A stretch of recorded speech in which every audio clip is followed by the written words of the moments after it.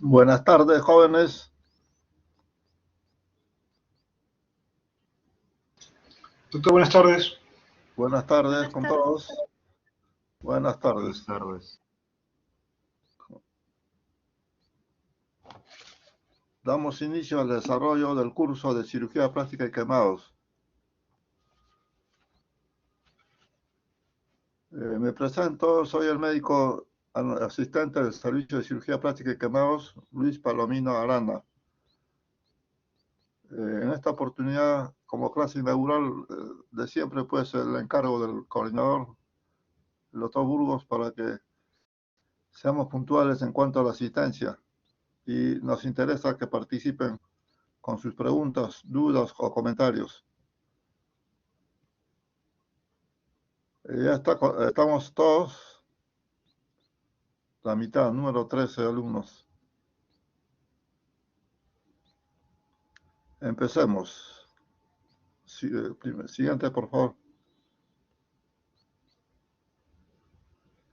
Conceptos generales de cirugía plástica y quemados. En segundo término vamos a hablar sobre cicatrización. Como al inicio, todos pensarán, pues como yo también hace tantos años, que la especialidad de cirugía plástica y quemados es una rama quirúrgica muy pequeña, lo cual con el tiempo he comprobado que no es así. La cirugía plástica es una de las especialidades más extensas. No hay prácticamente región del organismo donde no tenga aplicaciones. A pesar de que su plano máximo desarrollo se alcanza después de la Primera Guerra Mundial. Ustedes se acuerdan, la Primera Guerra Mundial duró del año 1914 a 1917. ¿No? Intervenciones de cirugía plástica ya se practicaban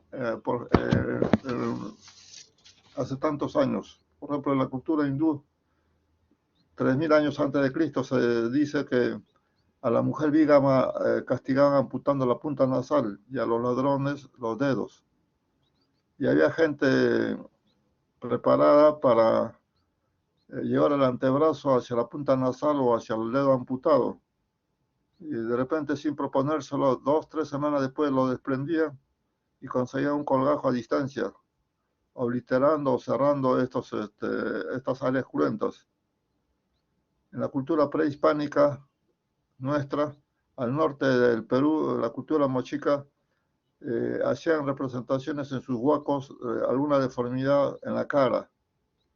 Una de ellas que sobresalió para nosotros es la fisura labio-palatina, lo cual significa en este momento como nuestro símbolo de la Sociedad de Cirugía Plástica y Quemados. En la cultura paracas, ¿se acuerdan por historia? Eran hombres guerreros, peleaban con lanzas, piedras, guaracas, y se ha encontrado pues soldados con cráneo, con callo óseo, lo cual demuestra pues que esta persona sobrevivió al daño de la cabeza. En cuanto a las heridas por quemaduras, dice esta última, han estado con la humanidad de los albores, desde sus primeros días. Recuerden pues que hace millones de años, por historia sabemos que el hombre antiguo peleaba con los animales por la comida. En algún momento somos doblegados en cuanto a cantidad y tamaño. Y seguramente somos desplazados a vivir en forma sedentaria en las cavernas. Suponemos que ahí empezarían a cocer sus alimentos y surgirían los primeros pacientes por quemaduras. Al respecto hay representación en las paredes de estas cavernas, llamados arte rupestre. Como menciono, representaban a sus pacientes quemados. Si se acuerdan, en diciembre del año 2000, o le han contado, en Mesa Redonda hubo un incendio gigantesco, donde murieron más de 300 personas, más de 300 desaparecidos. En Jockey Plaza, hace unos 3, 4 años, lo que pasó en un local, no me acuerdo el nombre ahorita, Utopía, donde fallecieron más de 29 jóvenes quemados. o hace 2 años, un poquito antes de la pandemia, lo que ocurrió en El Salvador, al explosionar un camión con combustible, dañó más de 29 casas con sus respectivos ocupantes. Y ahora que continuamos en pandemia, donde se supone que nos debemos cuidar mutuamente, la unidad quemada de mi hospital está lleno de pacientes, como si no estuviéramos en esta época. Entonces, lo que quiero demostrar es que toda la vida ha existido pacientes con quemaduras. Después de este preámbulo, veamos cómo podemos definir cirugía plástica. Eh, lo definiríamos como una especialidad quirúrgica encargada de la reconstrucción funcional y estética de los tejidos, las cuales están alterados por defectos físicos, congénitos y adquiridos. En esta definición estamos señalando los dos objetivos principales, cuál es la función y la estética. En algún momento a veces no se puede cumplir con estas dos condiciones. Ya sabemos que debemos escoger la parte funcional como prioritario. Deriva del término griego plásticos. Desde que empleamos esta palabrita plástico o plástica, todos relacionamos a este material inerte, conocido como plástico. Si es verdad que lo utilizamos para el aumento de mamas, glúteos, pantorrilla, pero no va en ese sentido este término de cirugía plástica.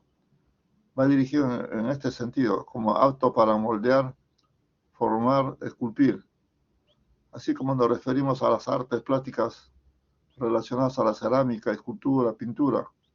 En ese término va también el término cirugía plástica. Siguiente, por favor. División.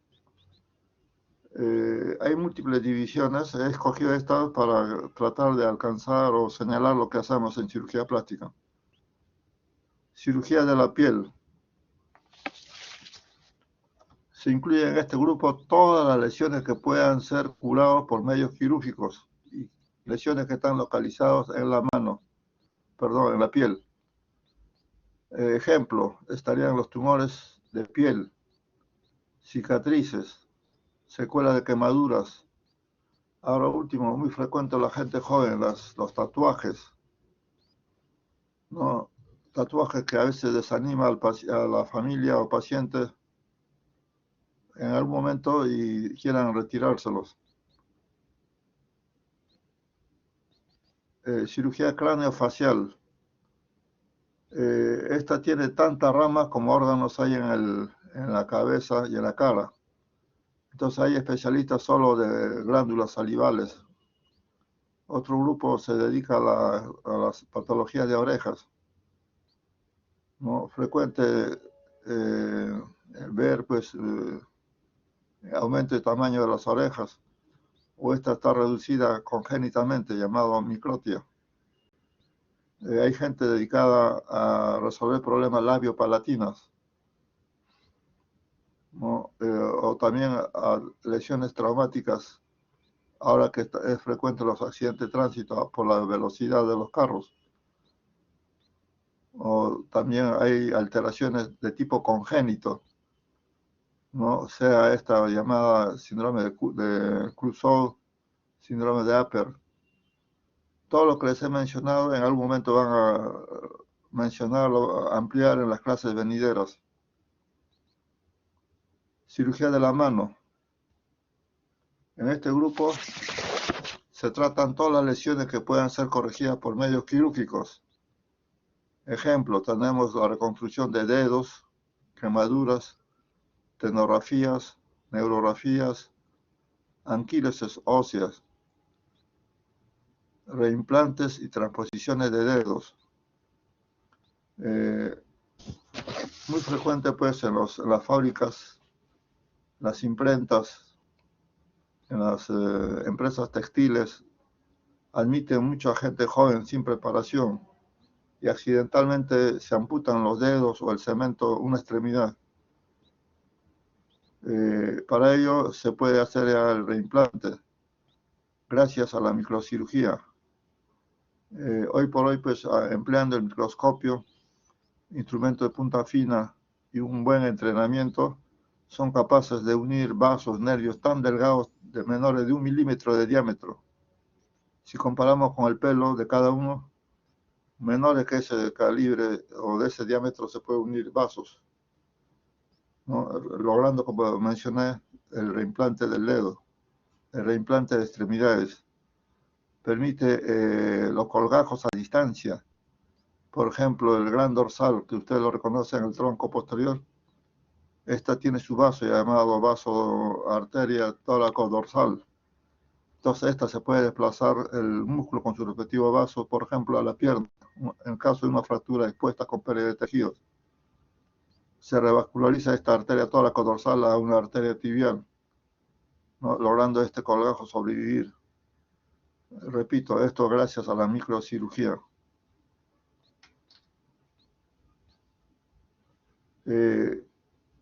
Muchas especialidades, o diría muchas sedes hospitalarias cuentan con cirugía plástica, pero no todos hacemos microcirugía. En mi hospital Almenara, el servicio de cirugía de mano hace reimplantes, hace microcirugía. Cirugía de los órganos genitales. Está referido también al tratamiento quirúrgico de los órganos genitales externos, ya sea por amputaciones traumáticas. Alguna vez en el periódico han leído, han escuchado también las amputaciones adrede, ¿no? De aquella esposa o pareja celosa, prefiere la amputación de su par. O cuando haya necesidad de amputar por problemas neoplásicos. Hoy por hoy también se puede hacer el cambio de sexo, llamado transexualismo. Lo que no tiene que ver es, no sé si llamarlo malos hábitos o costumbres, como es el lesbianismo, homosexualismo, el travestismo. Travestismo es aquel que le gusta usar la ropa del sexo opuesto. En estos tres últimos mencionados, cirugía plástica no tiene nada que ver. Cirugías del tronco y las extremidades. En este caso también se trata quirúrgicamente de lesiones localizadas en estos dos segmentos importantes.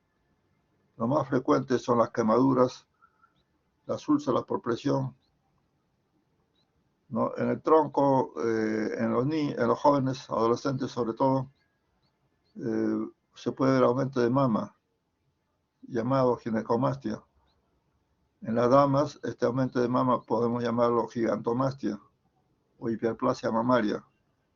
O lo opuesto a ello es la hipoplasia mamaria, ¿no? Entonces, creo que nadie va a estar contento con ninguno de estos casos mencionados. ¿No? Entonces, hay solución al problema.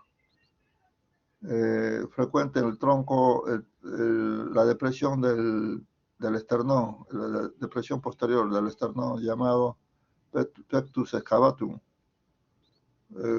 vulgarmente conocido como pecho de tarro. También es frecuente las espinas bífidas. En cuanto a las extremidades, frecuentes son las fracturas expuestas, las úlceras por presión. Todas las entidades clínicas mencionadas hasta este momento van a ser abordados en clases venideras, en una forma más amplia, en detalle, ¿no? Cirugía estética o cosmética. Hay que comprender que hoy por hoy ya es una necesidad social resolver este tipo de problemas.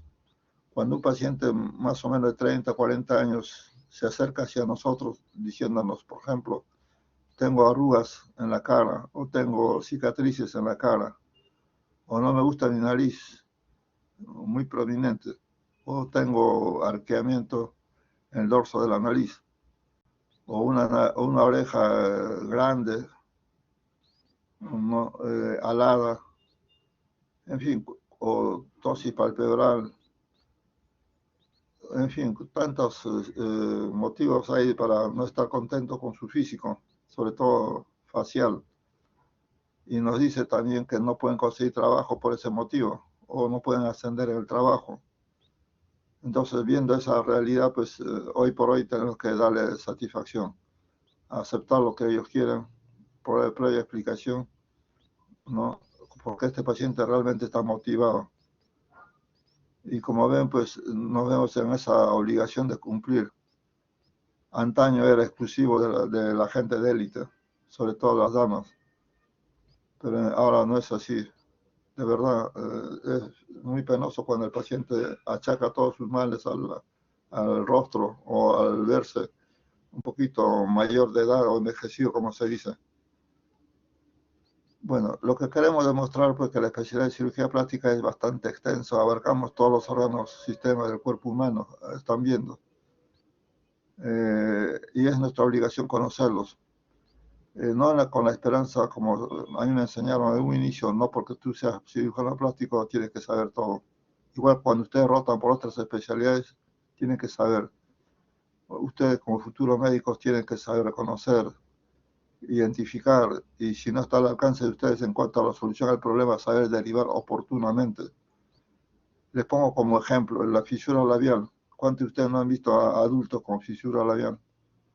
O llegan a la consulta a los 8, 10, 15 años de edad, referido por un médico. Y cuando uno le increpa al paciente, a la familia, ellos nos dicen, su médico tratante recién me lo está mandando. Inoportuno, debió ser antes de los 3 meses. O una fisura palatina, 8 meses, 9 meses de edad. ¿No? O una oreja, llamada, la ausencia de oreja se llama microtia. ¿No? La edad apropiada para operar es a los 4 años y medio. Pero no les miento cuando encontramos pacientes derivados a los 10, 12, 15 años. Y siempre la respuesta del paciente es, mi médico recién me ha enviado, mal derivado, mal dirigido, inoportunamente. Entonces ustedes tienen que reconocer, identificar y si no está al alcance, repito, de ustedes, saber derivar. El paciente nos va a agradecer, la familia también. Igual pasa con las otras especialidades, ¿no? Donde ustedes tienen que identificar patologías comunes. Siguiente, por favor. Una breve palabra sobre la anatomía de la piel. Ahí pueden reconocer, pues, los 3 componentes de la piel: epidermis, dermis, hipodermis. La parte más superficial se conoce como, a un voluntario,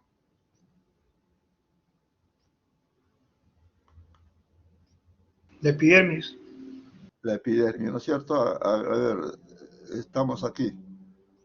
¿Ven el cursor? O lo que estoy pintando. Se ha perdido la flecha, el cursor. No se ve, doctor. Tiene que usar el lapicito, me parece. Sí, estoy usando el Se ve lapicito como un pintando. puntito celeste. Sí, Ahí, sí. esa es ya, eso está. Están viendo, ¿no? El puntito celeste. Ya, de ahí Cierto. empieza la epidermis. De ahí empieza la epidermis hacia la superficie. Entonces estoy marcando la capa basal, que están como las ondas del mar, así como las olas. Se ve, ¿no? Una sola capa de color morado. Ahí está marcado. Sí, doctor, sí se Ya, ve. ya, ese límite se llama membrana basal.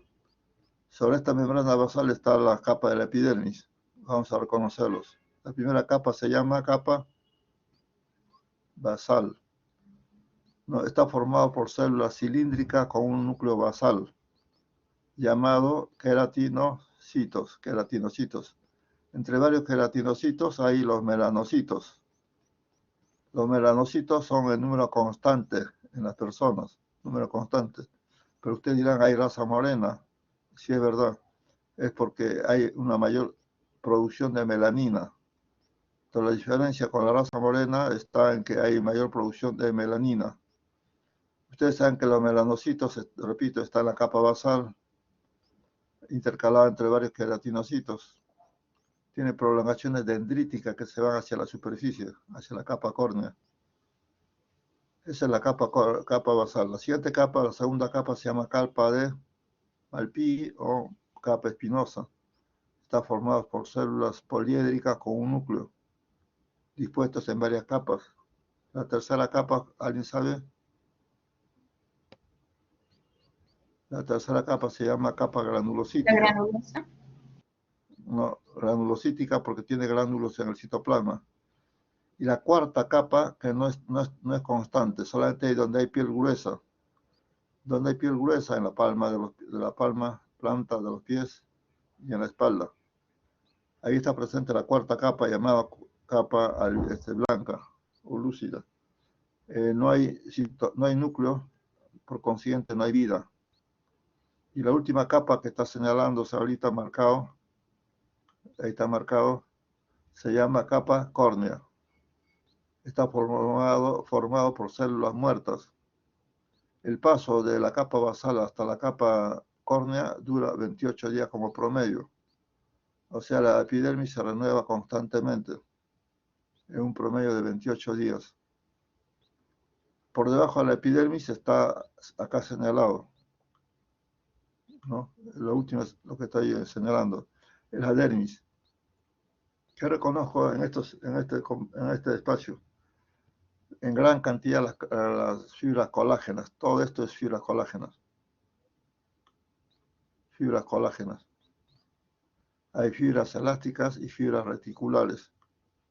Hay carbohidratos, proteínas y lípidos. Hay también ácido condroitín sulfúrico y ácido hialurónico.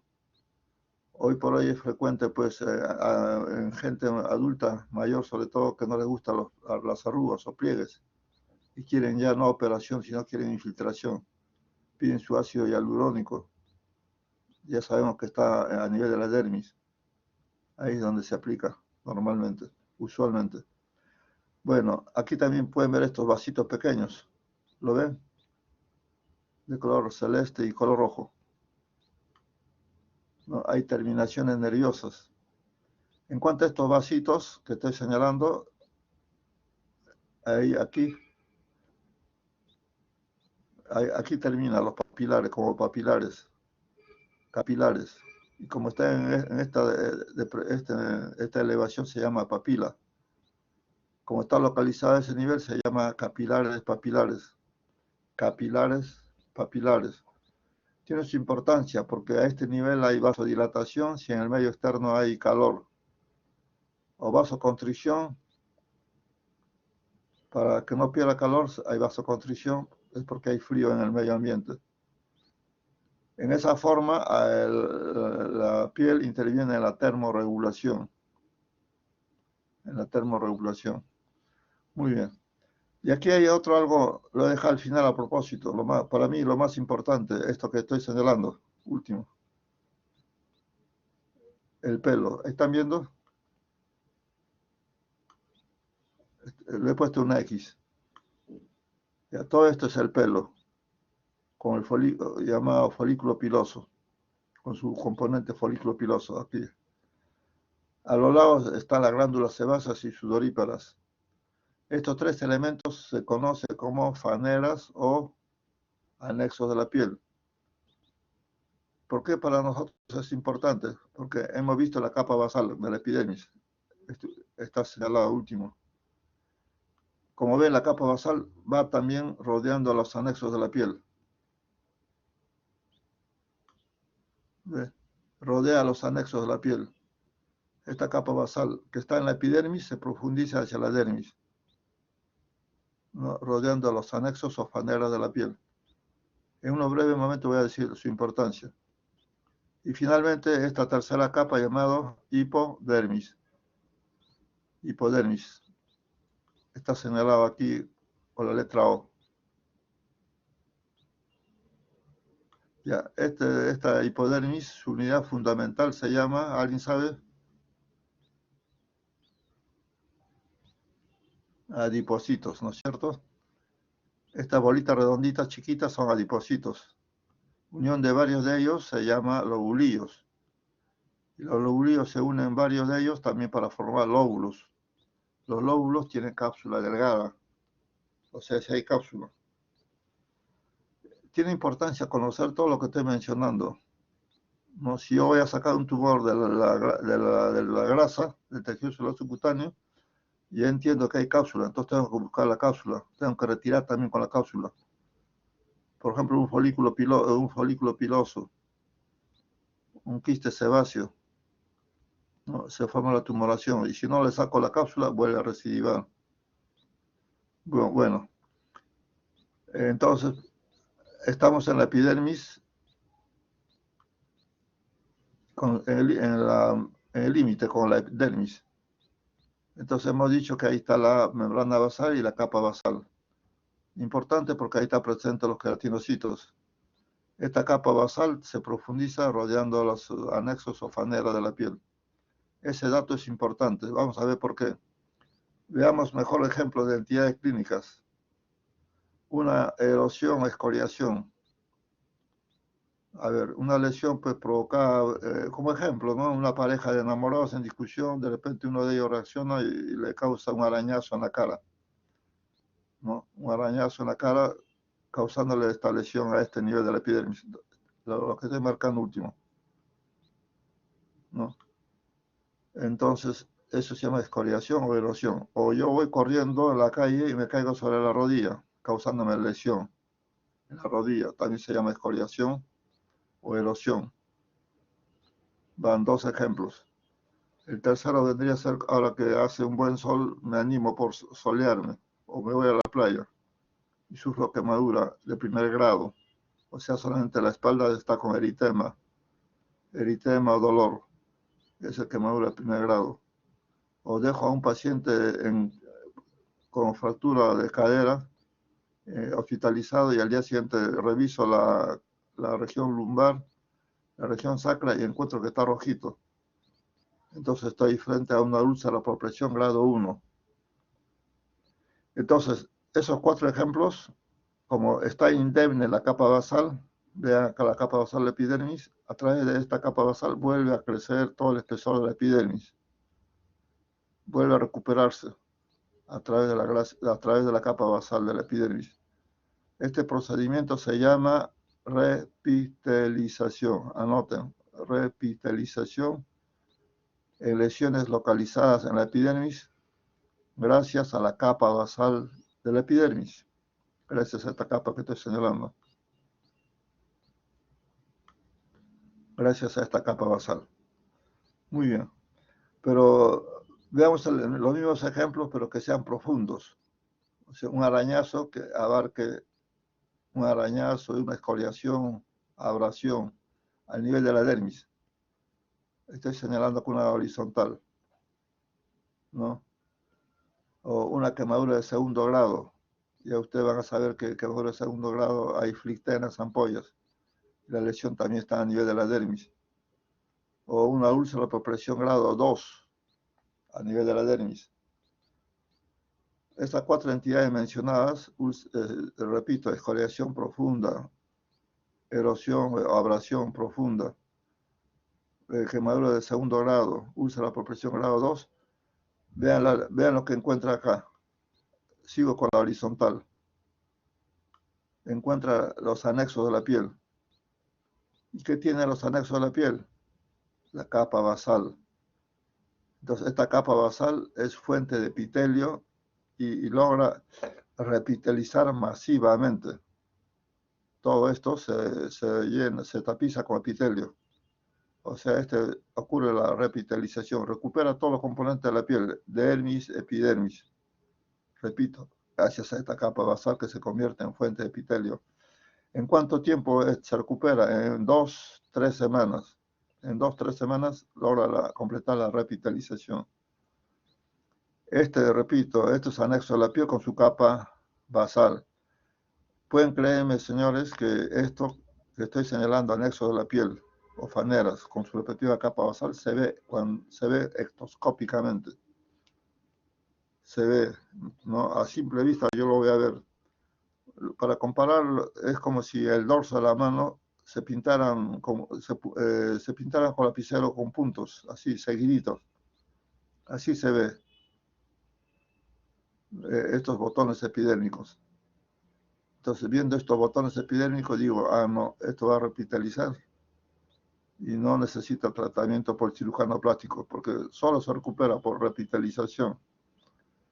Pero imaginemos que la lesión fuera ya a este nivel, donde estamos viendo la grasa.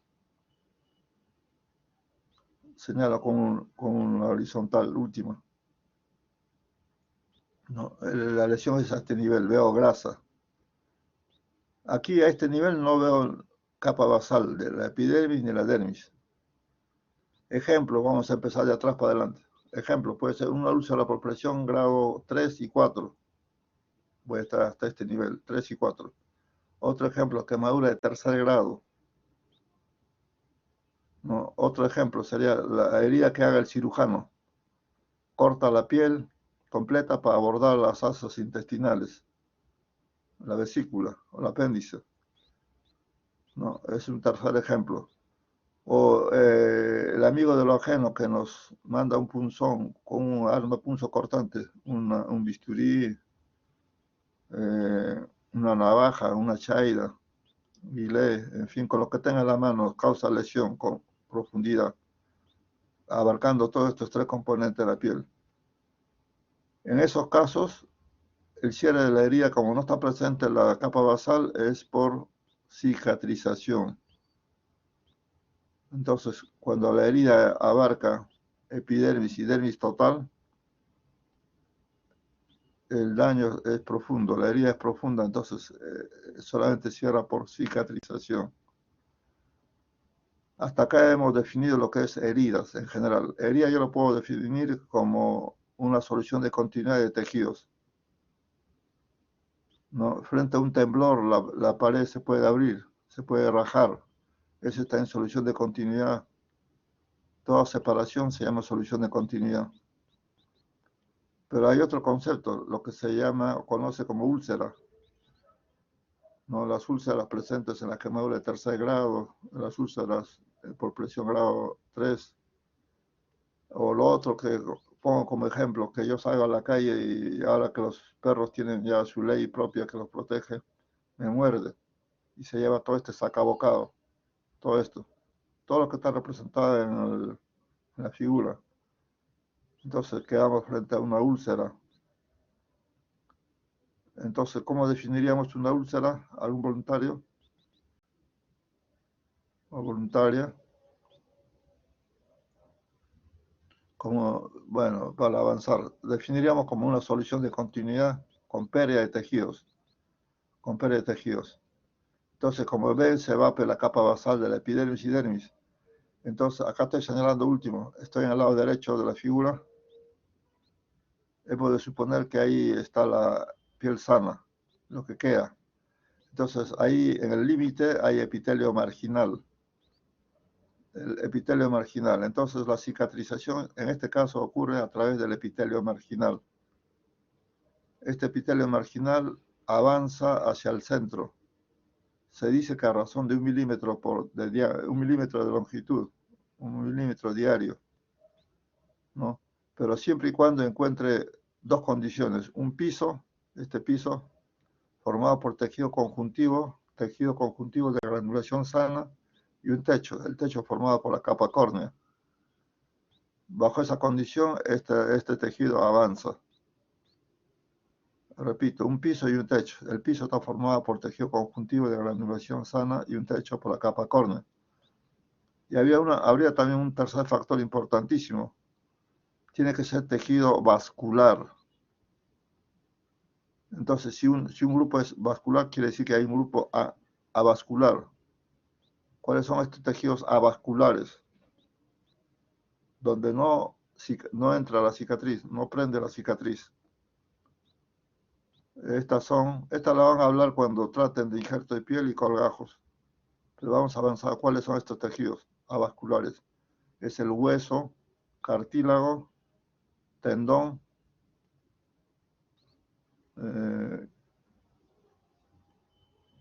también son las articulaciones, sea de cadera, de rodilla como ejemplo, sobre placas y tornillos. Placas y tornillos cuando se expone por una fractura. Entonces, en estos tejidos, como repito, no ocurre la cicatrización, no prende los injertos porque son tejidos avasculares. Pero usted dirá, ¿y cómo vive el hueso? El hueso vive pues, por su periósteo, el cartílago por su pericondrio, los tendones por el peritendón. pero cuando se expone los pierde estos componentes nutricionales. Bueno, hasta acá en cuanto a este corte histológico. La pregunta sería al final, ¿no? Siguiente, por favor. Este es el resumen de la anatomía de la piel que ya hemos definido, hemos señalado caso etapa por etapa, capa por capa. Entonces, en cuanto a funciones de la piel, ustedes ya la conocen, son numerosas. He considerado como uno de los más importantes el aislamiento de las estructuras corporales del medio exterior. Se dice que si no existiera piel, el medio interno estaría en contacto con el medio externo. Eso sería imposible para la vida de la persona. Protección contra las agresiones externas. Como es un órgano extensísimo, el más grande de todas, tiene que soportar agresiones externas, presencia de tumores periféricos.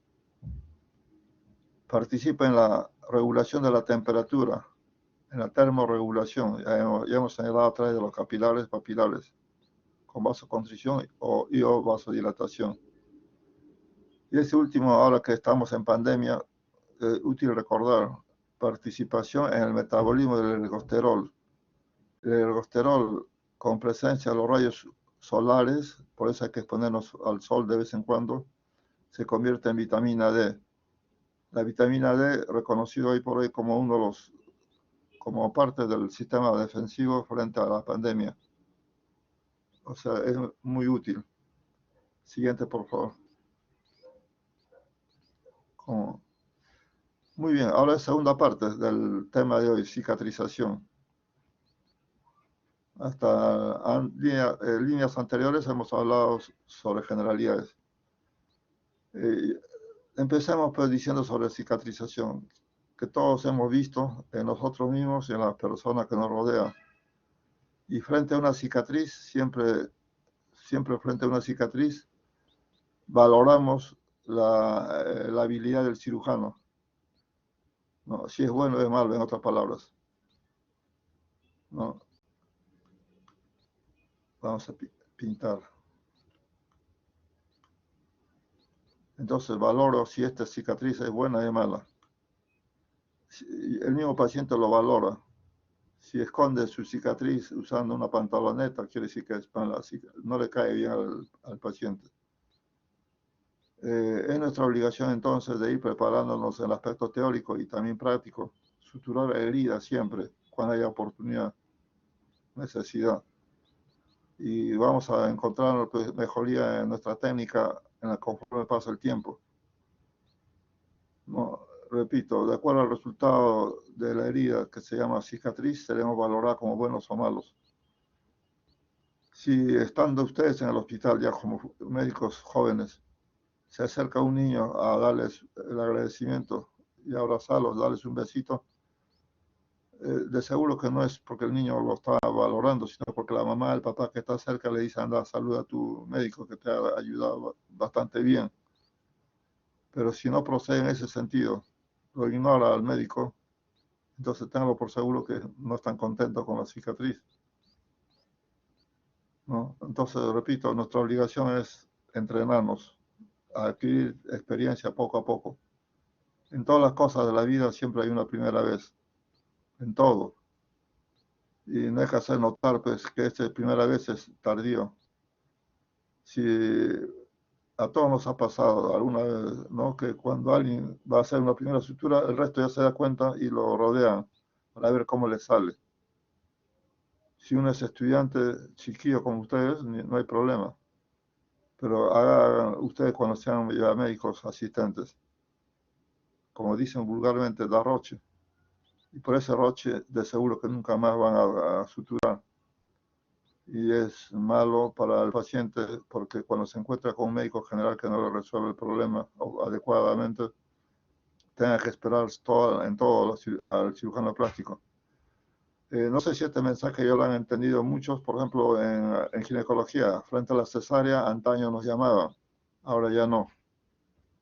Y me he enterado que lo están haciendo muy bien, no necesitan del cirujano plástico. Igual pasa en neurocirugía. Bueno, definamos qué cosa es cicatriz.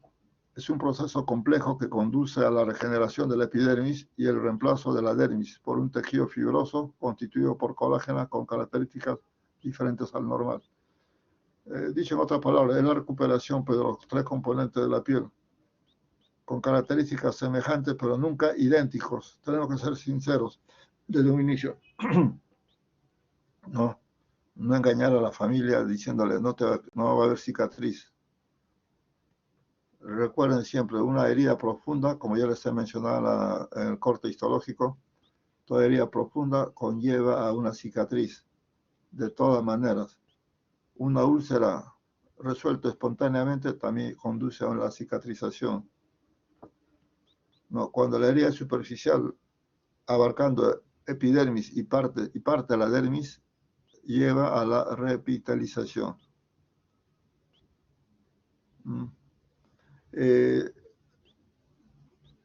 Muy frecuente, a ver, les cuento lo que a uno le pasa, ¿no? Alguna vez, cuando hay un niño con herida, va al papá y mamá, y a veces se agregan a más familiares, y todos casi en coro le dicen, doctor, que no haya cicatriz.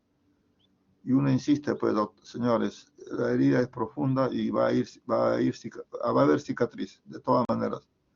Pero a pesar de tanta insistencia, uno responde lo mismo y no entiende. Entonces, en una oportunidad se me ocurre decir a la señora, así como ustedes se han casado para toda la vida, igual la herida se casa con una cicatriz también para toda la vida.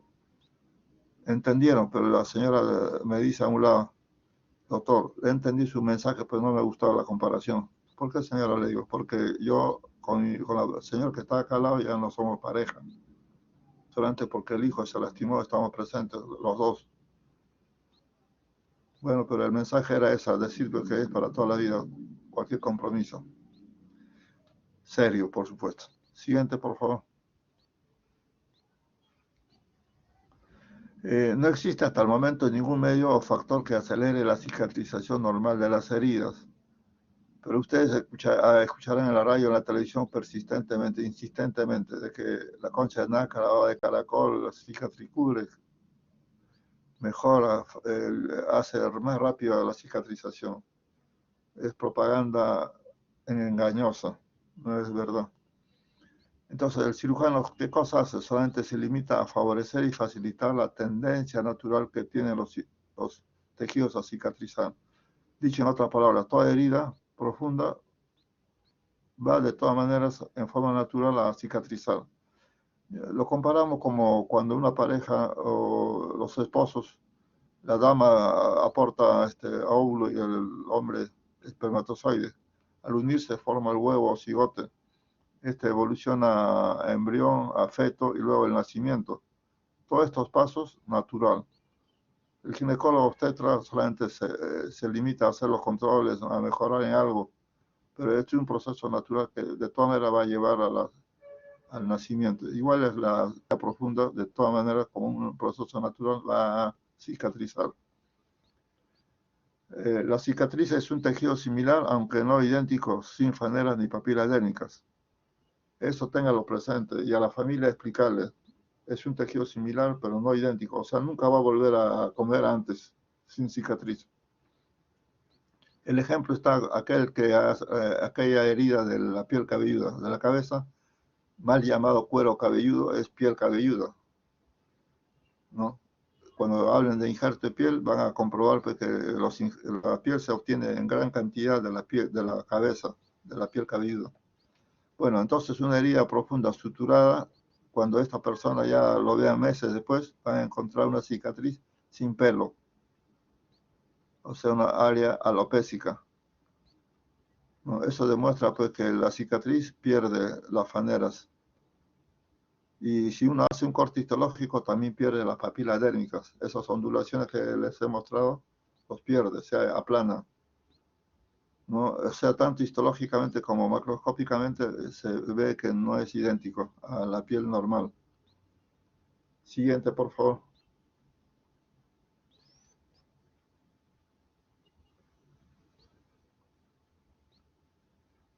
Veamos la cicatrización normal de acuerdo a la profundidad de las heridas.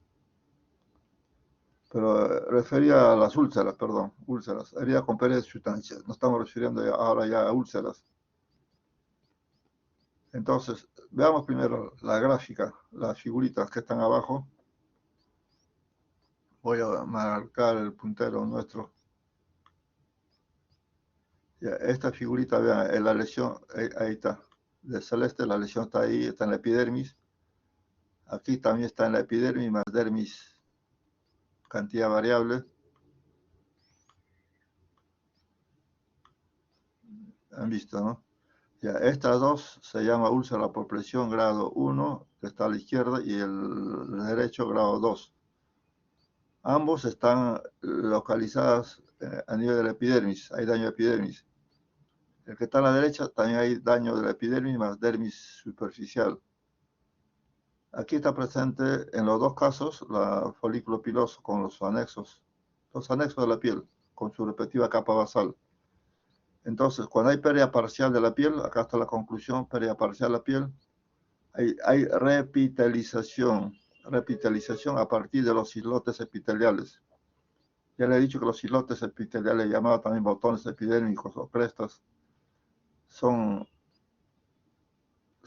las faneras con su respectiva capa basal y que se ve macroscópicamente. Se ve. Entonces, con esa localización, estoy seguro que va a repitalizar. Pero cuando hay pérdida total de piel, acá estamos marcando, pérdida total de piel.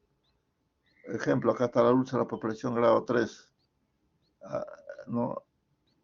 Abarca epidermis y dermis, total. Y veo la grasa. Ese es, repito, es la úlcera por presión grado 3. Aquí es grado 4, donde abarca epidermis, dermis y grasa, y estoy viendo ya hueso. Este es hueso. ¿No? Entonces vean pues que no hay anexos de la piel indemne, no hay capa basal, dicho en otras palabras. Entonces, en este caso, ocurre la cicatrización, pero a partir del epitelio marginal, acá, donde estoy señalando. Ahí, a partir del epitelio marginal. Ya hemos mencionado que esta crece a razón de 1 milímetro por día, para el cual tiene que tener un piso y un techo, cuyas condiciones ya lo mencionamos, y tiene que ser tejido vascular. En esa forma cierra espontáneamente la úlcera, o sea, cuando hay pérdida total de la piel, a partir del epitelio marginal. Siguiente.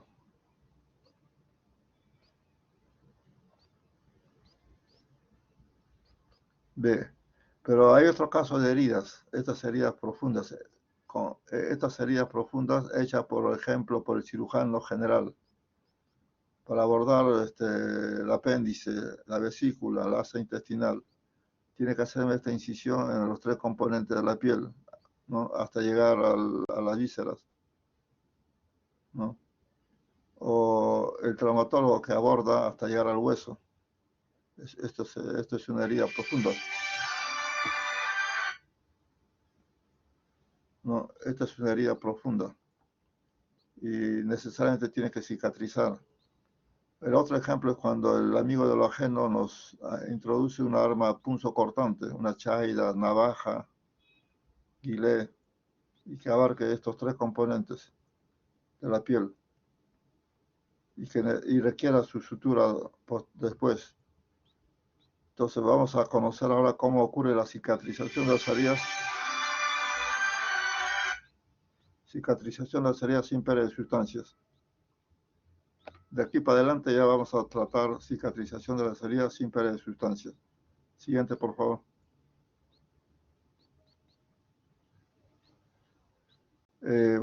Con fines didácticos se divide la cicatrización en periodos o etapas. La primera etapa la conoció como periodo de inflamación, la segunda periodo de proliferación y la tercera periodo de maduración o remodelación. La primera etapa abarca de 24 horas a 5 o más días. Esto es importante reconocer. De 24 horas a 5 o más días. la segunda de 4 a 14 y la última es 1 año.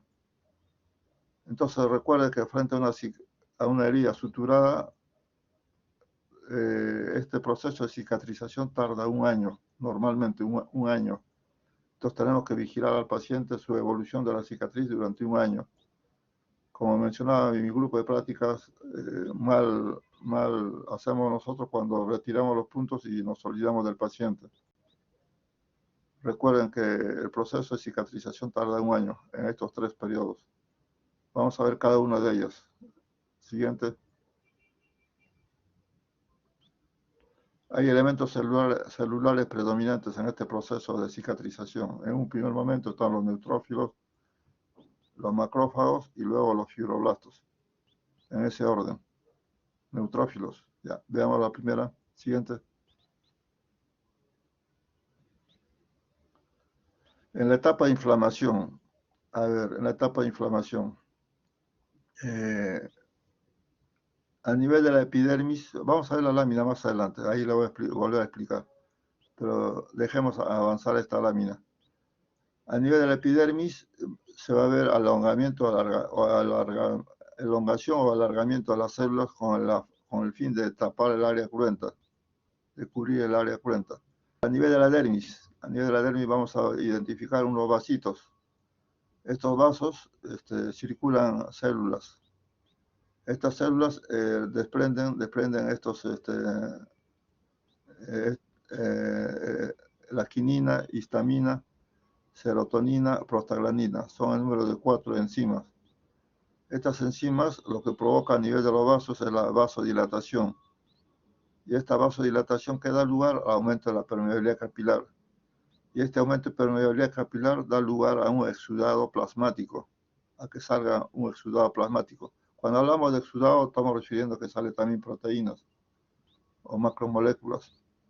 Exudado, a diferencia del trasudado, no. Entonces acá hay exudado plasmático.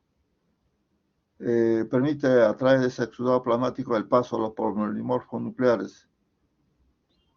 Son nuestros soldados. Estos polimorfos nucleares cumplen 2 funciones. Una es la de fagocitar, la otra es eliminar sustancias proteolíticas.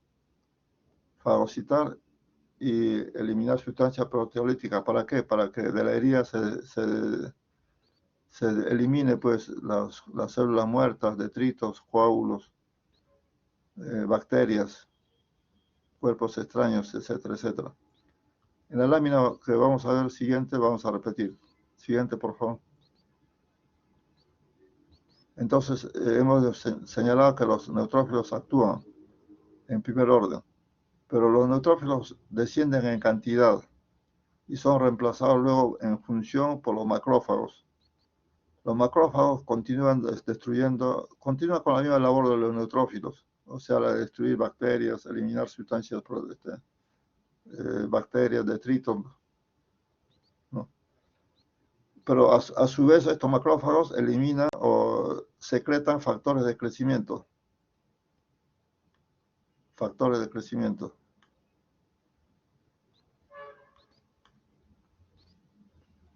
Ya, entonces estos factores de crecimiento, marcamos factores de crecimiento, modulan la actividad de los queratinocitos, fibroblastos y células endoteliales.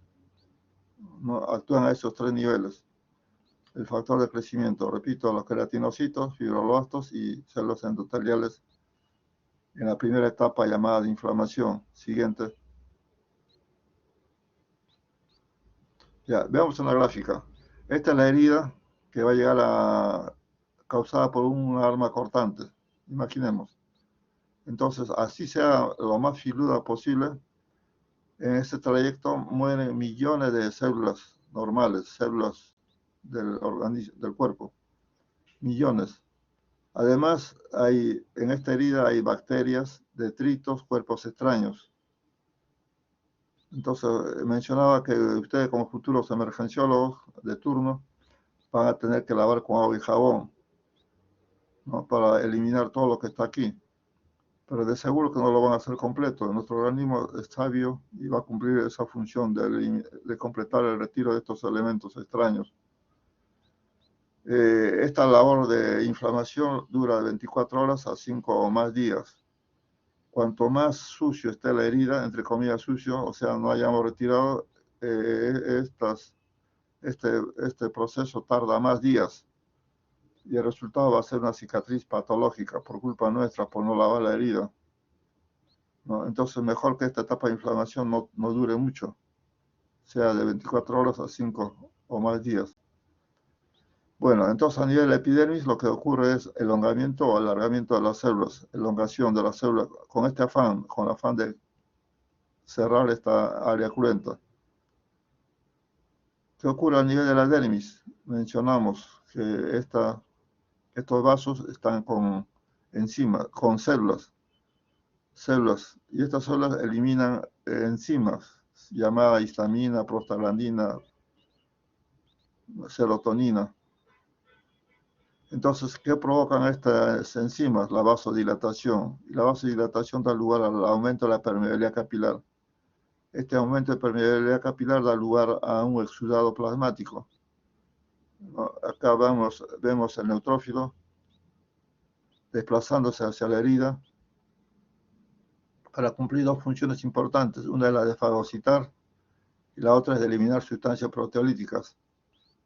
¿Con ese afán de qué? Con estas dos funciones, repito, fagocitar y eliminar sustancias proteolíticas, para eliminar todos estos componentes que están en la herida.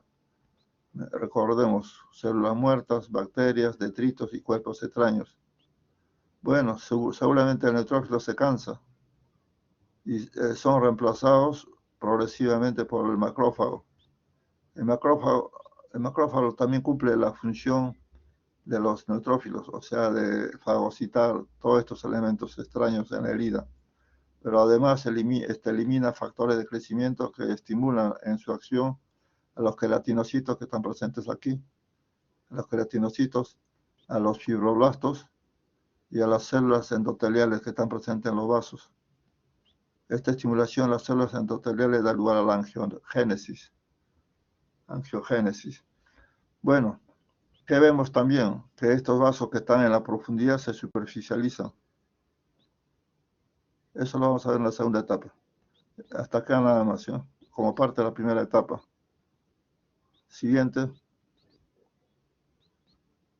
Esta etapa de proliferación. Ya sabemos que dura de 4 a 14 días.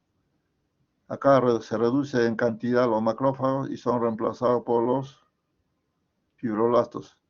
Siguiente, por favor. A nivel de la epidermis, siguiente para explicarle mejor. A nivel de la epidermis ocurre la mitosis celular y por consiguiente hay aumento del número de capas. La siguiente, vamos a ver la gráfica, ¿no? Ya mencionaba que acá de la epidermis hay que estar pintando cada rato. A ver. Ya. Entonces acá estamos a nivel de la epidermis. En la etapa de inflamación ha habido elongación o alargamiento de las células. En esta segunda etapa ocurre la mitosis celular, el aumento del número de capas. Aparte ocurre el avance de este componente epidérmico debido o gracias a un piso y a un techo. Un piso constituido por tejido conjuntivo de granulación sana. Y un techo por la capa córnea. Este avance es más o menos a razón de 1 milímetro por día. 1 milímetro por día, pero siempre y cuando cuente un piso y un techo y además que esté sobre un tejido vascular. Si está sobre tejido vascular, ya mencionado como es el hueso, cartílago, tendón, articulaciones, prótesis, en fin, no hay este avance, no hay la cicatrización. Muy bien, esto es a nivel de la epidermis. Recuerden, hay mitosis y hay avance. ¿Qué ocurre a nivel de la dermis? A nivel de la dermis lo que hay es aumento de fibras colágenas, en cada vez mucho más fibras colágenas. Todas estas fibras colágenas siguen en aumento. ¿Qué más? Estos vasitos que están en profundidad se superficializan. y se van al lado opuesto, para encontrarse con los otros vasos. Estando frente a frente ocurre la inosculación o anastomosis vascular, inosculación. Nada más, o sea, en dos pasos, ¿no? Aumento de fibras colágenas, la superficialización de los vasos y posterior inosculación con los opuestos. Eso es lo que ocurre en la etapa de proliferación. Dura de 4 a 14 días. Siguiente, por favor. Ya, la etapa de remodelación es la etapa más larga en el proceso de cicatrización. Tarda un año como promedio. A nivel de la epidermis, ¿qué ocurre? Sigue engrosando, pero gracias a la mitosis celular. La epidermis cada vez hay más aumento de capas por mitosis celular. ¿Qué ocurre a nivel de la dermis? A nivel de la dermis hay aumento de fibras colágenas cada vez más, y este aumento de fibras colágenas que da lugar a la obstrucción total o parcial de los vasos que están en la dermis. Entonces, el aumento de fibras colágenas da lugar a la oclusión parcial o total de los vasos. ¿Y qué da lugar a este proceso? A que el color rosado, la cicatriz se veía de color rosado, pasa a un color blanquecino, ¿no? Porque hay disminución pues, de los vasos.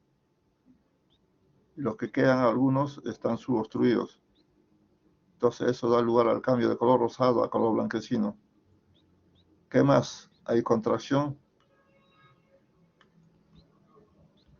Hay contracción del tejido conjuntivo por acción de los miofibroblastos. Por tanto, la cicatriz se deprime. Y luego hay ensanchamiento de la cicatriz por elongación del tejido conjuntivo. O sea, el resultado final de la cicatriz al año debe ser blanquecino, para decir que es normal, blanquecino, algo deprimido y ensanchado. Ahí está subrayado, ¿no? Blanquecino, algo deprimido y con ensanchamiento. Ese es el resultado de una cicatriz al año. Siguiente, por favor.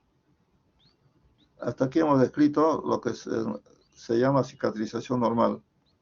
Cuando algo es normal, quiere decir que hay otro grupo opuesto llamado anormal o patológico. ¿Cómo podemos definir la cicatrización anormal o patológico? Aquella cicatriz que pasado el año continúa en crecimiento, en altura y en extensión. Pasado el año continúa en crecimiento, en altura y en extensión. Se reconoce dos entidades clínicas. Una es la cicatriz hipertrófica y la otra es el queloide. Es muy importante reconocerlo porque el tratamiento es diferente en ambos casos. Es diferente, aunque histológicamente tienen un gran parecido. La cicatriz hipertrófica es elevado, eritematoso, y realmente no provoca dolor ni prurito. Sobre todo están limitados a la zona original del trauma. Están localizadas. Entonces recuerden, pero la cicatriz hipertrófica es algo elevada, un poquito pruriginoso. La mayoría de casos son asintomáticos, eritematoso y localizado. A diferencia del queloide también es elevado, es eritematoso, pruriginoso, pero sobre todo se extiende a la piel sana, invade tejido sano como si fuera un tumor, un cáncer. Siguiente, por favor.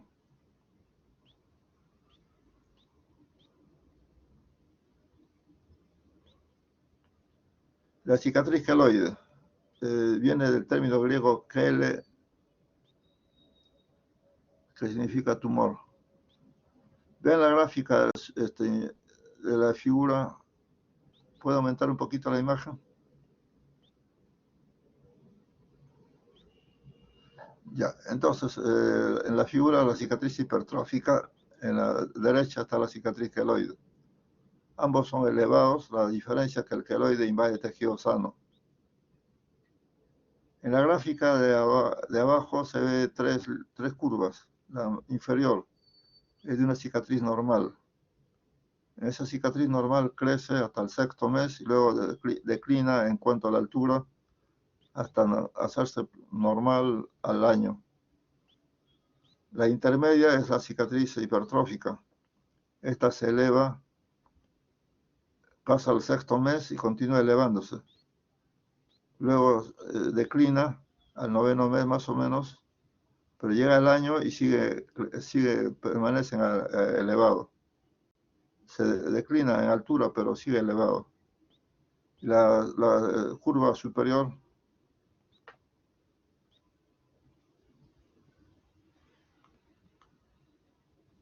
esta curva superior corresponde a la queloidea. Como ven, esta se puede elevar recién al tercer mes, o sexto mes, o noveno mes. Y una vez que empieza la elevación, continúa, y permanece así. ¿No? Siguiente.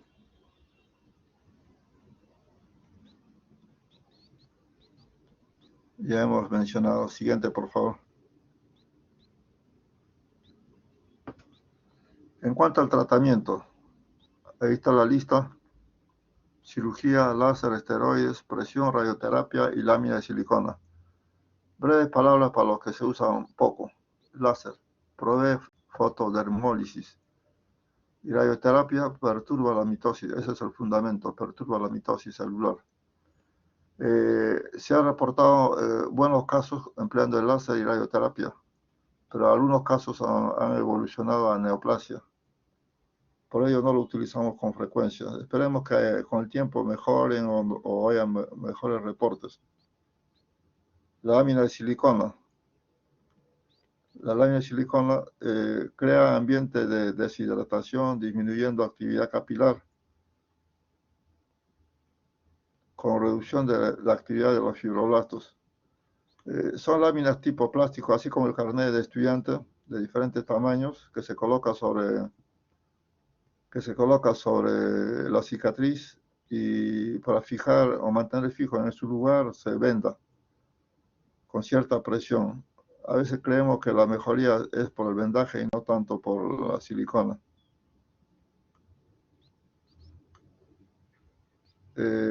Veamos en detalle sobre la cirugía. Siguiente.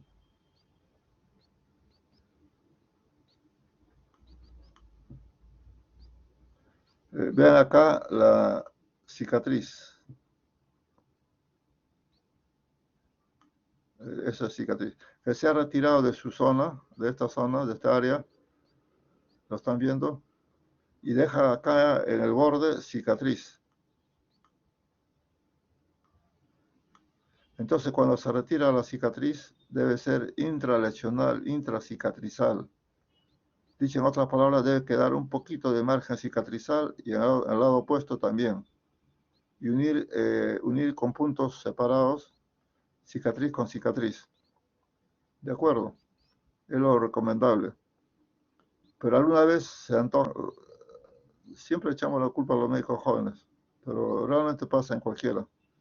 Se anima por retirar completamente, por fuera de la cicatriz. O sea, retiro total de la cicatriz. Tremendo error. Frente a esta cicatriz patológica, a las pocas semanas vuelve el paciente con una cicatriz mucho más grande, más extensa. Mucho más extensa. Entonces, recomendable es usar o retirar, pero dejando borde cicatrizal.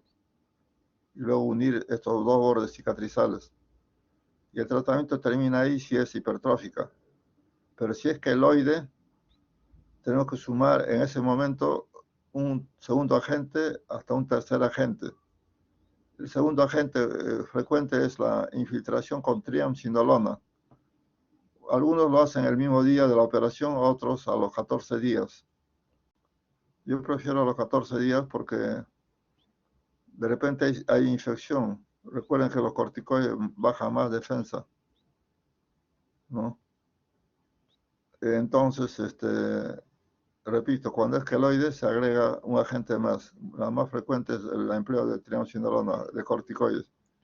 Hay un tercer agente que yo prefiero también utilizarlo, es la prenda elástica. Usar una presión constante durante un año Así me aseguro que no haya cicatriz.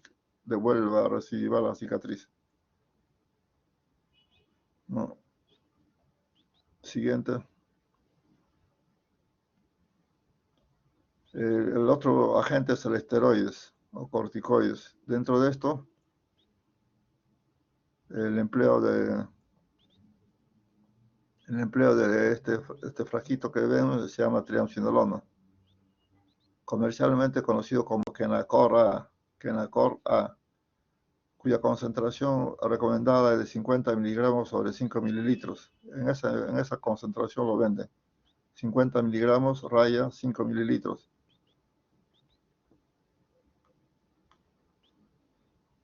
Consiste pues en la infiltración de esta triamcinolona en forma intralesional, intracicatrizal. Aquí vemos la cicatriz. Entonces se infiltra con una jeringa de tuberculina, ¿no? un trecho hasta que palidezca completamente, luego la siguiente sucesivamente. A veces 3, 4, 5 hincadas hay que hacer para cumplir lo que nos hemos propuesto. Duele. El adulto no hay problema, soporta, pero los niños no. Entonces al niño hay que prepararlo para sala de operaciones. Entonces el elemento del agente más utilizado es la triamcinolona, cuya infiltración debe ser en la cicatriz, no en otro plano. Cuando aplicamos en la cicatriz palidece, se hace blanquecino. Se hace con cierta dificultad porque la cicatriz es fibrótico. ¿Con qué frecuencia? Uno con 2 semanas, otro con 3 semanas. Siempre la pregunta que nos hacen, ¿cuántas veces? Si este paciente vino a la segunda, tercera semana, con antecedentes de cicatriz patológica, de repente con 1 o 2, 3 infiltraciones es suficiente. Pero la gran mayoría de pacientes vienen ya al año, 2 años. Entonces también tarda también el mejoramiento 1 año, a veces 2 años. Es frecuente este tipo de cicatriz patológica. De modo que en la consulta de 20 pacientes, por lo menos 8 o 6 son de cicatrices patológicas. Y tenemos en nuestro bolsillo ya la triamcinolona lista para infiltrar. El fundamento su fundamento está en que potencia la actividad de la colagenasa. Potencia la actividad de la colagenasa. Siguiente, por favor. Presión. Es el empleo de una prenda elástica de material llamado licra, cuya presión promedio es de 15 a 22 milímetros de mercurio, 15 a 22. Esta debe ser utilizada durante 1 año, por lo menos 1 año, constantemente. Solamente se retira para la limpieza, para el baño. ¿No? Debe usar entonces día y noche, durante 1 año por lo menos. Y su uso es de tipo profiláctico. O sea, no esperar que haya cicatriz patológica para actuar. Se debe trabajar preventivamente. Esta primera gráfica es una máscara. Seguramente la lesión está en la cara. El siguiente es un corsé con doble manga. ¿No? La lesión puede estar en el hombro, en el antebrazo, en el tronco anterior o posterior. La siguiente es una máscara. La siguiente, la cuarta, es una muñequera. La lesión puede estar en la muñeca o en el dorso de la mano. Y la última es una tobillera. Su explicación es la misma. Aumenta la actividad de la colagenasa. ¿No? Es muy útil el empleo de estas prendas elásticas. Repito, el material es de licra. Durante 1 año como mínimo. Las 24 horas del día. No hay descanso. Solamente durante su baño diario se retira. Y hay que intercambiar o cambiar cada 2 meses. Cuando veamos que ya no hay presión, hay que cambiar. Siguiente, por favor.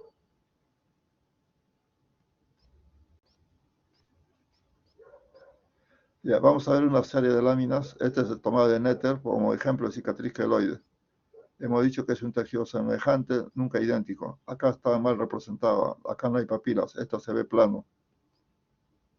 Y si hubiera folículo piloso como en la cabeza, desaparecen los folículos y se hace alopésica.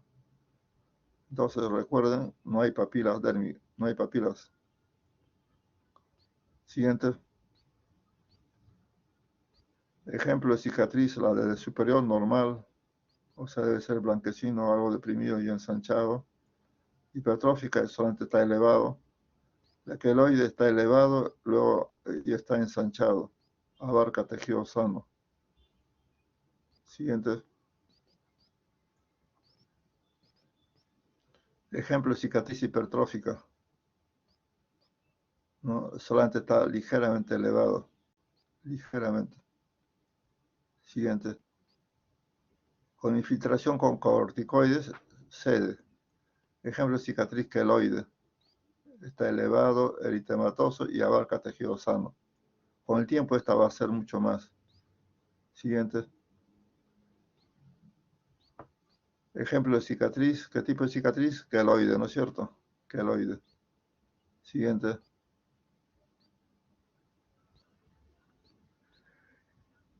Ejemplo de cicatriz queloide. Frecuente en la gente de morena.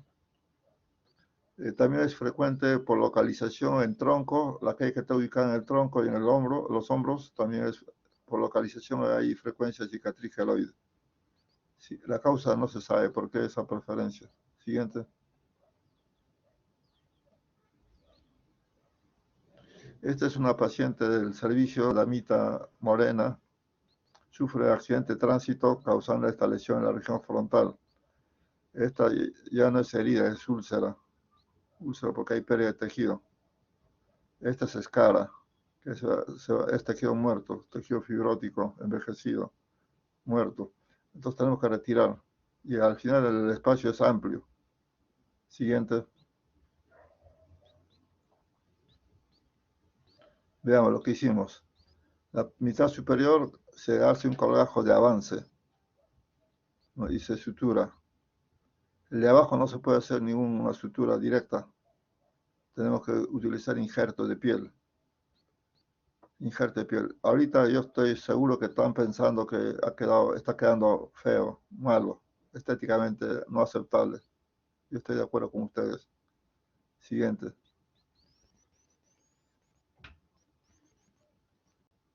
¿Y cómo ha quedado? Vean, esta es la colgajo de avance con una cicatriz casi no visible. Este es injerto de piel que lo reconozco porque está hiperpigmentado y se ha reducido en tamaño porque los injertos se contraen. Hay contracción primaria y secundaria. La clase de injerto le van a precisar por qué esa contracción. Lo único que se hizo en la damita es este tatuaje de la ceja. Y ha quedado muy bien. Nadie puede discutir y decir que esto no me gusta. Está aceptablemente bien. Funciona bien. Cierra los párpados. ¿No? Siguiente. ¿Gracias a qué? A esta prenda elástica llamada vincha. Ha utilizado más de un año y se le ha ayudado con Kenacor, con triamcinolona. Vean el resultado, empleando oportunamente la prenda elástica y la triamcinolona. Siguiente.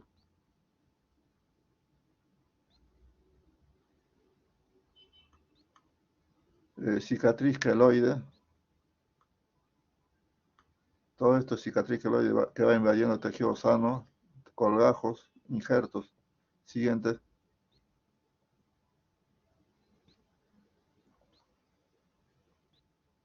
El mismo paciente con cicatriz hipertrófica, no queloide, hace que el labio inferior ya se dirija hacia abajo, eso se llama ectropion labial.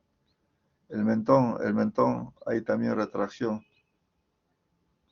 Siguiente.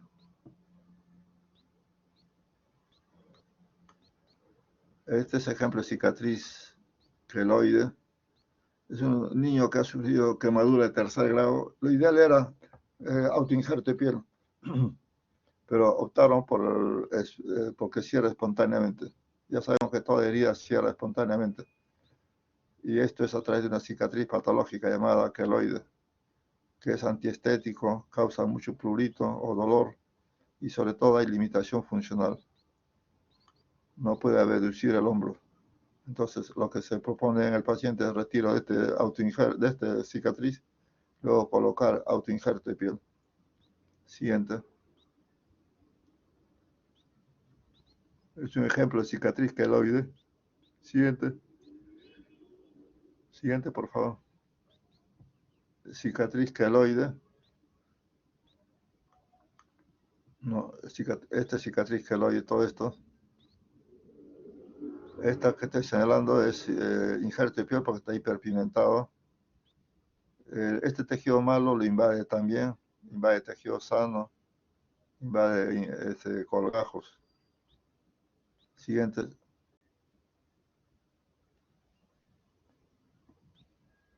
Ya para terminar, factores que influyen en la cicatrización de las heridas. Hay algunos factores que favorecen y otros desfavorecen. Vamos a ver cuáles son. La edad. La tasa de cicatrización es inversamente proporcional a la edad. O sea, si comparamos un niño y un anciano, ¿quién es favorecido en cuanto a la cicatrización? Los niños, ¿no es cierto? ¿Por qué? Porque tienen aumento tienen hipermetabolismo celular, debido al hipermetabolismo celular. Temperatura, un ligero aumento local favorece. Por eso en cirugía de mano van a ver que frente a la herida en la mano lo cubren con gasa, vendaje, calculando que aumenta 1 grado de temperatura. Esto favorece en cuanto a la cicatrización. Por lógica, pues si hay vasodilatación, hay mayor salida hay mayor circulación, entonces mayor aporte de oxígeno. Ausencia de infección, sí favorece. De ahí la importancia, pues, frente a una herida en emergencia o estando hospitalizado o estando en su casa, decirle que se laven con agua y jabón todos los días. Porque si se infecta y dejamos de curar un día, es capaz de multiplicarse en millones por gramo. Los gérmenes muy agresivos son los estreptococcus beta hemolíticos de la pseudomonas. Si está presente y dejamos de curar, dicen que esta puede multiplicarse, escuchen, 3 con la potencia o exponente de 14. O sea, en 3 trillones de microbios, solamente en 24 horas por gramo de tejido. De ahí repito la importancia de la curación diaria de las heridas. Tratamiento traumático de los tejidos desfavorece. A ver, ejemplo de traumatismo en las heridas. Agarrar los bordes de la herida con pinzas. O hacer que el ayudante separe los bordes de la herida con una valva, separador, con mucha fuerza. Provoca daño de los bordes y de ahí la necrosis.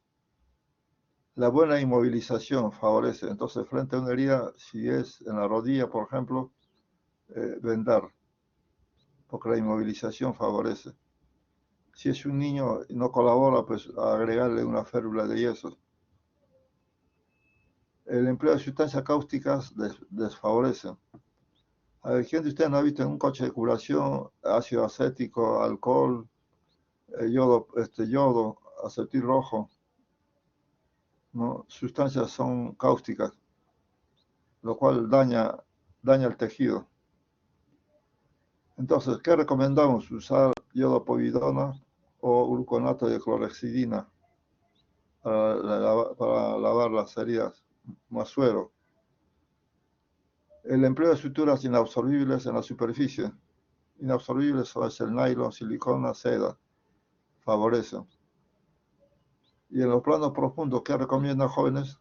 Ustedes que están haciendo o han hecho ya cirugía experimental. ¿Qué tipo de hilo? ¿Y qué lo causa mucha reacción? En plano profundo. No, ejemplo estaría el cadum, el ácido poliglicólico, o sea, el bicril. Siguiente, la penúltima. La edad, no, la siguiente. Empleo de corticoides, antimitóticos y antiinflamatorios por endosis masiva y prolongada. No favorece. Ejemplo, corticoides, antiinflamatorios. Los antiinflamatorios pueden ser los AINES, como el celecoxib. Entonces, esto va contra la primera etapa llamada inflamación. Prolonga esta etapa, no nos conviene. Los antimitóticos, ya sabemos que a nivel de la epidermis ocurre la mitosis celular en la segunda etapa de proliferación. En oncología, para tratar una neoplasia, usan mucho el metotrexate. El metotrexate es un antimitótico. entonces no favorece en cuanto a la cicatrización. Ausencia de vitamina C. Ustedes han visto en la rotación de cirugía, emplean a todos los postoperarios la vitamina C. Su ausencia, ¿qué cosa da lugar? Impide la síntesis de colágeno. La prolina es un aminoácido que en presencia de la vitamina C se compone en hidroxiprolina. Y la unión de hidroxiprolina forma el colágeno. Deficiencia de proteínas. Ejemplo, tenemos la metionina. Ustedes saben que la metionina es un aminoácido y tiene un radical sulfidrilo que tiene actividad enzimática para la proliferación fibroblástica. O sea, es muy necesario para que actúen los fibroblastos. Otro factor importante, la perfecta coaptación de los tejidos, favorece. Entonces, si usamos un hilo en la piel, en la epidermis, en la piel, le damos mucha tensión, o sea, lo suturamos a la fuerza, o lo suturamos muy cerca al borde de la herida, entonces seguro va a ir a la necrosis.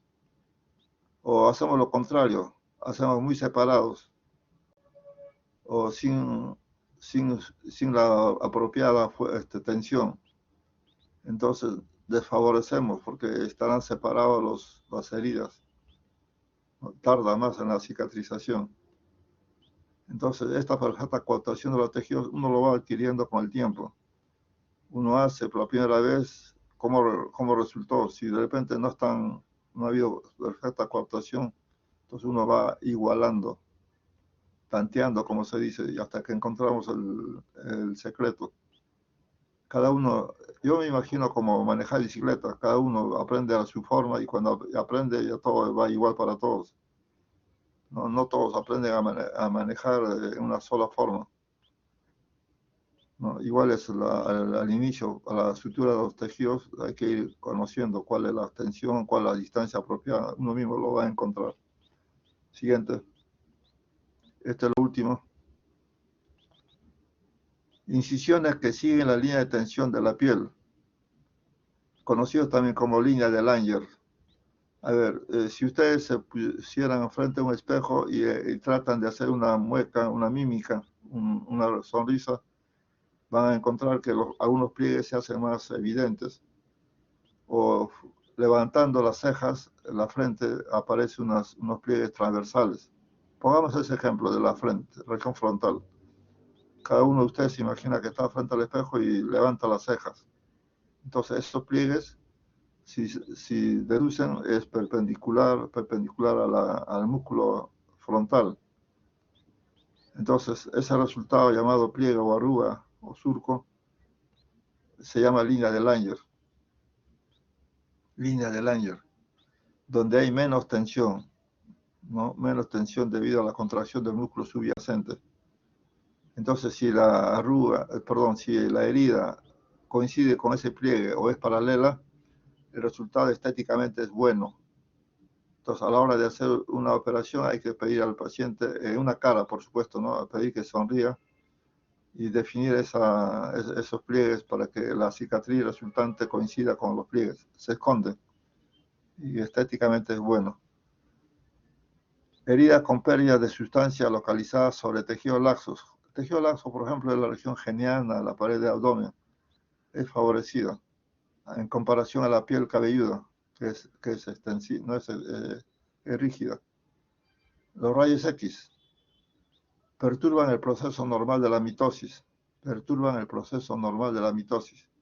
Entonces, ejemplo, una dama que ha sido mastectomizada y recibe radiación, si hay herida en esa zona, es difícil que cicatrice. Es difícil que los injertos de piel prendan, porque hay una radiodermitis, una enteritis, y eso no perturba la mitosis. El oxígeno e hiperoxia de los tejidos lo favorecen. A ver, hoy por hoy existe la cámara hiperbárica, donde aumenta la presión atmosférica. Nosotros estamos en este momento casi al nivel del mar, suponemos que coincide con una atmósfera de oxígeno. En la cámara hiperbárica nos elevan a 1,5, a 2, y ese proceso nos favorece frente a una herida. Y por último, las enfermedades metabólicas, por ejemplo, la diabetes, las discrasias sanguíneas, las insuficiencias circulatorias, desfavorecen por falta de buena irrigación tisular. No nos favorece en cuanto a la cicatrización. Siguiente y último. Gracias. Muy bien, jóvenes. Ustedes dirán preguntas o comentarios.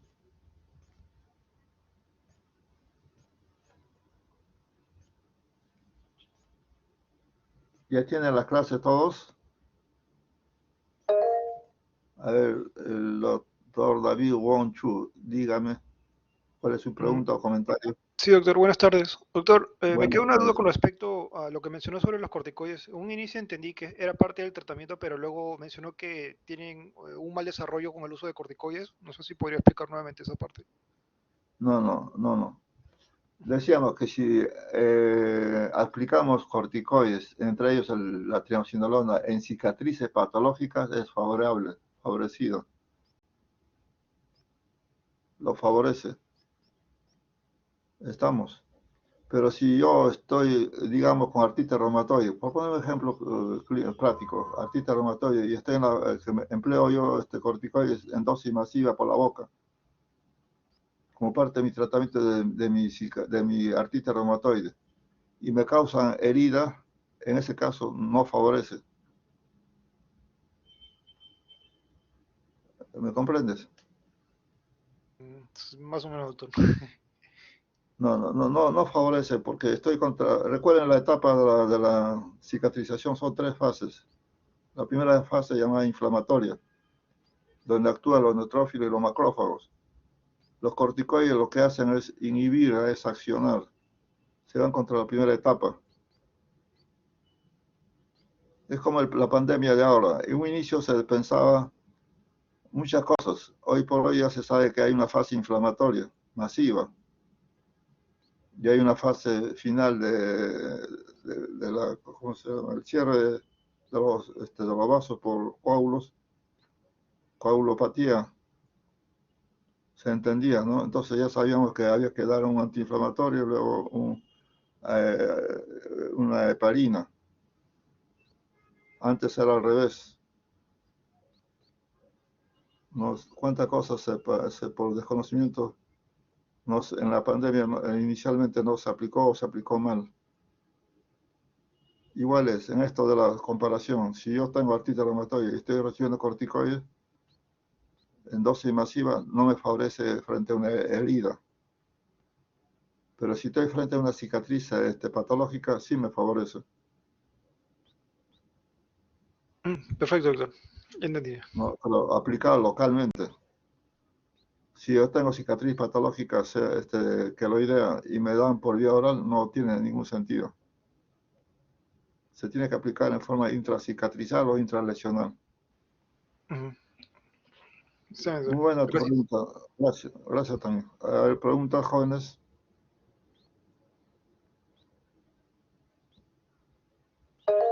A ver, le escuchamos al doctor Ilan Joel Vargas. Doctor, una pregunta. En caso de que lo que son las prendas de presión, el paciente no quiera usarlo porque dice que o es incómodo o no le agrada, no le agrada tenerlo, aún así tendríamos que, o sea, convencer al paciente de que intente usarlo o es normal que no necesariamente tenga que usar su uso a pesar de ser profiláctico. No, tenemos que motivarlo. Sí pasa eso. Pónganse en su lugar de esos pacientes. A mí me sorprende cuando hay pacientes que, como sabemos que es al año o un poco más, y están trabajando, atendiendo al público. Yo me acuerdo de una damita que trabajaba en la municipalidad de Callao, otra damita que venía de San Isidro, como si tuviera orgullo de usar la máscara, tranquilo. Yo me pongo en su lugar, creo que no lo usaría, o al menos en público. Yo creo que hay que motivarlo. Estos pacientes con cicatrices amplias tienen que entrar al apoyo psicológico, necesariamente. Es irreemplazable el uso de la prenda elástica, es necesario, en otras palabras. No, porque recuerden, a ver, si ustedes han soportado una inyección, 2 inyecciones de vacuna, ¿quién soportaría una amplia extensión de cicatriz con múltiples infiltraciones? Porque la cicatriz tiene que quedar pálido, completamente pálido, blanco, ¿no? Entonces, para que llegue a ese nivel, tengo que hincarle en varios lugares. Y eso duele. Si fuera la triamcinolona. La prenda elástica, como repito, la autoestima depende ya de cómo estamos formados psicológicamente. Como mencionaba, hay gente que tiene su autoestima elevada, no le importa y se lucen. Es lo mejor, la motivación psicológica. Esto tiene que ser oportuno, no porque yo diga, ya me animaré acá 6 meses, en un año. No, su oportunidad de mejora lo va perdiendo. O sea, si usamos tardíamente, el resultado no es válido, no es bueno.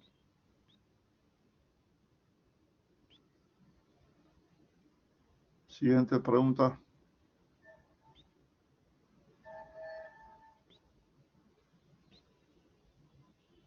¿Se cuelan por medicina interna? ¿En qué caso se usa profilácticamente antibióticos? Ustedes que han revisado el libro de Cecil, Harrison, McCarthy, y sigue vigente a pesar que ha pasado ya más de 40 años. Es una faringitis aguda, ¿no? Donde hay que dar antibiótico por 10 días para evitar la fiebre reumática o la endocarditis bacteriana. Igual es así, la prenda elástica hay que usarla en forma profiláctica. No esperar que haya cicatriz patológica para actuar recién. ¿Preguntas? Bueno, allá, a ver, doctora Claudia Vázquez Mamani, le escucho. Doctor, en cuanto a la triamcinolona, ¿se usa para tratamiento profiláctico o cuando una vez ya está presente la cicatriz queloide? Buena pregunta. Imaginemos usted o cualquiera de los familiares tiene una cicatriz, usted lo conoce a la familia, ¿no? Pregunta de todas maneras al paciente, ¿tienes antecedentes de cicatriz queloide en la paciente? La respuesta es no. La siguiente pregunta, ¿hay antecedentes familiares con cicatriz patológica? La respuesta es no. Usted, como es familiar, conoce que está hablando, respondiendo con la verdad. Entonces, en ese caso, no aplico triamcinolona. Espero, controlo a los 15 días, cada 15 días. Si yo veo algún signo de patología, recién actúo. Ahora, si tiene antecedentes, imagínese un hombro post vacuna y tiene su cicatriz del tamaño de un sol, de 2 soles, así grandes, y le tengo que causar un retiro de un tumor en el cuerpo, ya con ese antecedente sí tengo que aplicar triamcinolona. Mencionaba con antecedentes, puede ser el mismo día, yo nunca lo hago, y otros lo hacen a los 15 días. Prefiero a los 15 días, una vez que saque los puntos, con la certeza que no se ha infectado esa herida, ya lo infiltro.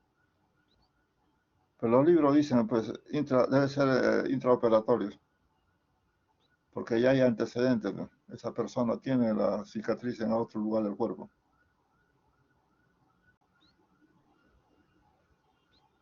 ¿Estamos de acuerdo? Sí, doctor, gracias. ¿Preguntas? Muy bien. Me da gusto que haya habido preguntas. En vista que creo que ya no hay más, nos despedimos. Gracias por su participación a todos, sobre todo al que también está manejando los diapositivas, la doctora Rosa Sierra. Muchas gracias. Hasta mañana. Gracias, doctor. Buen día.